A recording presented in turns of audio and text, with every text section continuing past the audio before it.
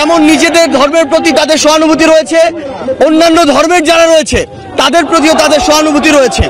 কিন্তু এই সহানুভূতিকে ব্যবহার করে কেউ যদি নিজেদের ওই ভারতে বসা চক্রান্ত, যারা মাসের 30 দিনের 25 দিন দেহটা নিয়ে এই বাংলাদেশে বসে থাকে আর বাকি 5 দিন মনটা নিয়ে ভারতে যায়, সেখানে চক্রান্ত করে এবং সেই চক্রান্তের এক্সিকিউশন এই বাংলাদেশে এসে ঘটায়, সে সকল উগ্রবাদী হিন্দুদেরকে প্রতিহত করার জন্য আমাদের মনে বিন্দুমাত্র সহানুভূতি থাকবে না। আমরা আমাদের জায়গা থেকে স্পষ্ট করে বলতে চাই, আমরা অনেক সহ্য করেছি, আমরা আমাদের জায়গা থেকে সর্বোচ্চ উদারতা দেখিয়েছি। আমরা দেখেছি এই অভ্যুত্থানের পূর্বে কারা কতটুকু এই অভ্যুত্থানকে সমর্থন করেছিল। আমরা দেখেছি এই বাংলাদেশ থেকে শেখ হাসিনা পালিয়ে যাওয়ার পরে কাদের মন সবচেয়ে বেশি খারাপ হয়েছে।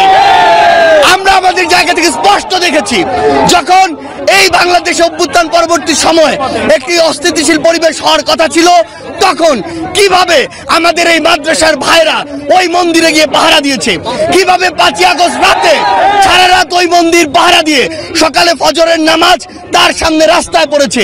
সেখানে এই সহানুভূতিকে কেউ যদি প্রশ্রয় হিসেবে দেখে, আমরা স্পষ্ট করে বলে দিতে চাই, শুধু অন্তর্বর্তীকালীন সরকার নয়, বৈষম্য বিরোধী ছাত্র আন্দোলন নয়, জাতীয় নাগরিক কমিটি নয়, পুরো বাংলাদেশ একসাথে এই সকল উগ্রপন্থীদেরকে প্রতিহত করবে। আমরা আমাদের জায়গা থেকে স্পষ্ট করে বলতে চাই, এসব ইসকনের নামে যেসব উগ্রপন্থীরা বিগত 16 বছরে অসংখ্য অপকর্ম ঘটিয়েছে, ফ্যাসিস্ট আওয়ামী লীগ এ সকল অপকর্মকে মানুষের সামনে আসতে দেয়নি। তারা ইসকনের এই সকল অপকর্মকে মদত দিয়েছে, প্রশ্রয় দিয়েছে, আশ্রয় দিয়েছে, লুকিয়ে রেখেছে। কিন্তু তাদের চরিত্র কি, তারা কিভাবে মানুষকে জবাই করে, এই দৃশ্য আমরা গতকালকে দেখেছি। আমরা আমাদের জায়গা থেকে স্পষ্ট করে বলতে চাই, বাংলাদেশের মানুষ যেমন সকল ধর্মের প্রতি সহানুভূতিশীল, একইভাবে সকল উগ্রবাদীদের বিপক্ষে তাদের রক্ত গরম হয়ে সর্বোচ্চ অবস্থানে যেতে, তাদের বিরুদ্ধে দাঁড়াতে, তাদের প্রতিহত করতে বিন্দুমাত্র দ্বিধা করবে না। আমরা আমাদের জায়গা থেকে সরকারকে স্পষ্ট করে বলতে চাই, যারা আমার ভাইকে হত্যা করেছে তাদেরকে যদি গ্রেফতার করে দৃষ্টান্তমূলক শাস্তি না দেওয়া হয়, তাহলে পুরো বাংলাদেশের এই যে ছাত্র জনতা একসাথে সরকারের বিরুদ্ধে তাদের জায়গা থেকে প্রতিবাদ জানাবে। আমরা আমাদের জায়গা থেকে বলে দিতে চাই, যদি এই ক্ষেত্রে দৃষ্টান্তমূলক শাস্তি না হয়, তাহলে এটি হবে সরকারের বিচার ব্যবস্থার ক্ষেত্রে অন্যতম একটি ব্যর্থতা।